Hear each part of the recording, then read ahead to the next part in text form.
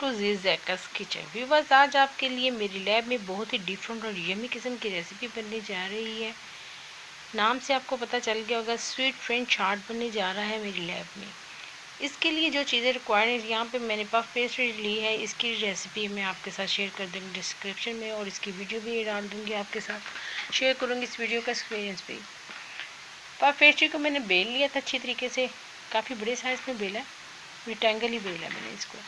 और इसके साथ मैं ऊपर ब्रश की मदद से दूध लगा रही हूँ, ताकि इसके ऊपर जब चीनी लगाएं तो चीनी इसके साथ चिपक जाए अच्छी तरीके से। चीनी को मैं अच्छी तरीके से बहुत ज़्यादा स्प्रिंकल नहीं करूँगी, बस 3 से 4 टेबल स्पून ही करूँगी, और इसमें थोड़ी सी स्वीटनेस आ जाएगी। ये एक सेवरी रेसिपी नहीं है, ये स्वीट रेसिपी आपके साथ शेयर कर रही हूँ, स्वीट फ्रेंच चाट की। और इसके ऊपर हम लोग स्प्रिंकल कर देंगे दालचीनी का पाउडर।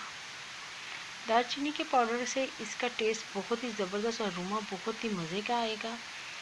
और अब मैं बताती हूँ कि दालचीनी का पाउडर स्प्रिंकल करने के बाद हम लोग इसकी करेंगे रोलिंग। दोनों साइडों से इक्वल रोल करते हुए हम लेके जाएंगे। आप मेरे स्टेप को फॉलो करते जाइए, जिस तरह मैं आपको स्टेप बता रही हूँ उसी स्टेप को फॉलो करेंगे तो इंशाल्लाह आपकी भी मुझसे ज़्यादा अच्छी बनेगी। आप लोग ट्राई कीजिएगा, तो मुझे ज़रूर बताइएगा किस किस ने ये रेसिपी ट्राई की है। ये बच्चों को बहुत ज़्यादा पसंद आएगी। ये बाका खानी तो सबने खाई होगी, उससे मिलती जुलती ये रेसिपी है। बहुत ही क्रंची, बहुत ही ये मज़े की क्रिस्पी बनेगी। अब इन दोनों साइडों की तरफ से मैंने इसको रोल कर दी है। अब इसको रोल करने के बाद प्लास्टिक रैप के साथ हम लोग कवर करेंगे। ये इतने मज़े के बनते हैं कि आप इसको चाय के साथ बड़े मज़े लेके खाएंगे। और ज़रूर मुझे दुआओं में याद रखिएगा। अगर आपकी बहुत अच्छी बने तो आपने मेरी वीडियो सबको शेयर करनी है और सबको कहना कि इस रेसिपी को ट्राई करें, और अच्छे अच्छे कमेंट्स कीजिएगा कि आपको कैसी लगी है। दूसरा, आपने लाइक भी करना है, सब्सक्राइब भी करना है। अब मैं प्लास्टिक रैप के साथ इसको कवर कर रही हूँ। प्लास्टिक रैप से कवर करने के बाद हम इसको रख देंगे तकरीबन 10 से 15 मिनट के लिए, लेकिन आप लोगों ने 1 घंटे के लिए रखना है। फ्रिज में या फ्रीज़र में रख दीजिएगा, ताकि ये बहुत अच्छे तरीके से ये सेट हो जाएगी। अब मैंने, जाहिर सी बात है, यहाँ पे गर्ल्स को सिखाना होता है, तो मैं जल्दी से इसको रैप करूँगी और इसको मैं फ्रीज़र में रख दूँगी 15 से 20 मिनट के लिए। आप इसको ज़रा थोड़ा सा टाइम दीजिएगा। इसको टाइम देने से, इसको रेस्ट देने से ये क्या होगा, ये इस बहुत अच्छे तरीके से सेट हो जाएगी और आपको कटिंग करने में आसानी होगी। इसको हम लोग रखने लगे हैं फ्रीज़र में। फ्रीज़र से 20 मिनट के बाद मैंने इसको निकाला है, और अब इसकी मैं कटिंग बता रही हूँ, क्योंकि टाइम मुझे इसको ज़्यादा देना था, मैंने इसको कम दिया। अब तकरीबन ½ इंच के करीब इसकी कटिंग करेंगे। अगर आप चाह रहे हैं कि हार्ट ज़रा बड़े बने तो आप अपनी रोटी को ज़्यादा बेलना है, और फिर बेलने के बाद जब उसकी रोलिंग करेंगे तो जाहिर सी बात है वो बड़े बड़े रोल बनेंगे। और जब उसको आप बेकिंग ट्रे में रखेंगे और जब वो शेप में आएगा तो क्या ज़बरदस्त खूबसूरत किस्म की शेप निकल के आएगी। आप यकीन जानिए, आप एक दफ़ा किसी को खिलाएंगे ना तो आपको रिक्वेस्ट ना आए, आपकी तारीफ़ ना हुई तो फिर आप मुझे कमेंट्स में बताइएगा कि हमारी तारीफ़ की गई है, हमें अप्रिशिएट किया गया कि नहीं। और बहुत इजी है, बहुत ही क्विक रेसिपी बनने वाली है ये वाली। आपने देखा इसमें इंग्रेडिएंट्स का इस्तेमाल हमने बहुत ही ज़्यादा कम किया है। जो लोग तो बेकिंग करते हैं वो तो जानते होंगे कि इसको कितना टाइम देना पड़ता है।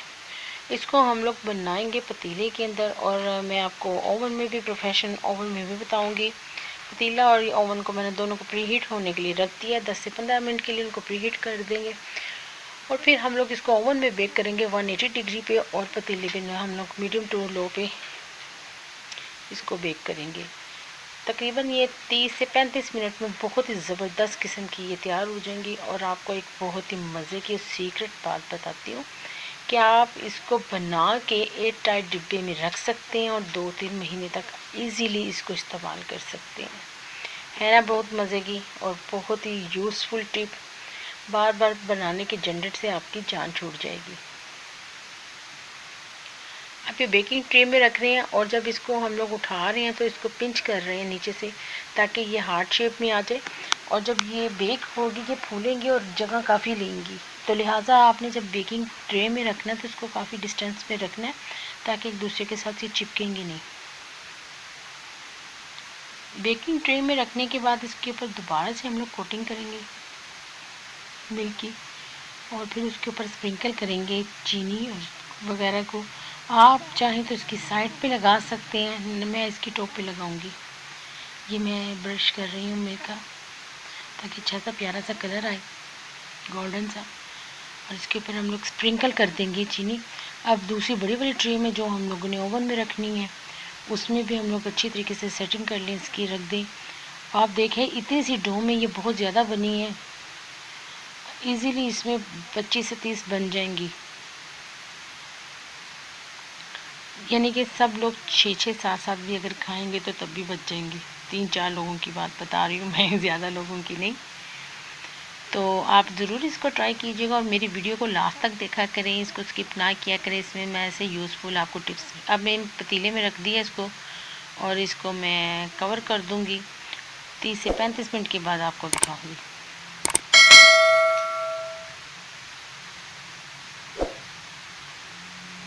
और ये जो वाली मैंने बेकिंग ट्रे तैयार की, ये मैं रखूँगी ओवन में 180 डिग्री पे। प्री हीट कर दिया हुआ मैंने उसको, पहले से इसको प्री हीट कर लिया था। तो आपने लाजमी ये वाली रेसिपी ट्राई करनी है, मुझे बताना है। अगर आप तो लाइक करेंगे तो बहुत ही अच्छा है, नहीं भी करेंगे तो तब भी आप दूसरों को शेयर ज़रूर कीजिएगा। आपने देखा होगा अभी तक मैंने जितनी भी आपसे रेसिपी शेयर की हैं, बहुत ही ईजी हैं, बहुत ही सिंपल है। कोई ऐसी बात नहीं है जो कि आपसे हिडन रखी जाए। अब इसके ऊपर मैं शुगर ऐड कर रही हूँ टॉप के ऊपर। अब जब ये बन जाएंगी और अपने साइज़ से डबल हो जाएंगी, और यकीन जाने इसमें कोई बेकिंग पाउडर कोई ऐसी वैसी चीज़ नहीं है जिससे वो आप ये सोच रहे हैं कि ये डबल साइज़ में हो जाएगी। ये सिर्फ डो का कमाल है। और बच्चों को तो ये बहुत ही मज़े के लगते हैं, मेरे भी बहुत फेवरेट है। और आप जिसको खिलाएंगे उन सब लोगों की फेवरेट हो जाएंगी। ये ऑलमोस्ट डन है। अब इसको हम लोग ओवन में रख देंगे, और तकरीबन 30 मिनट के बाद मैं इसको निकाल के दिखाऊंगी, 30-35 मिनट के बाद। और इसका फाइनल रिज़ल्ट देख लीजिएगा आप।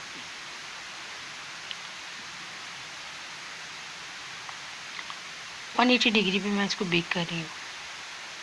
अब मैं इसको आपको फाइनल लुक दिखाने लगी हूँ। अगर तो आपको मेरी रेसिपी पसंद आई है तो लाइक, सब्सक्राइब और शेयर करना ना भूलिएगा। ये मैं आपको प्लेटिंग करके दिखा दूँगी। देखें क्या ज़बरदस्त बने हैं, आपने इसको चाय के साथ खाना है। तो मिलते हैं फिर नेक्स्ट रेसिपी में। ओके, खुदा हाफिज़।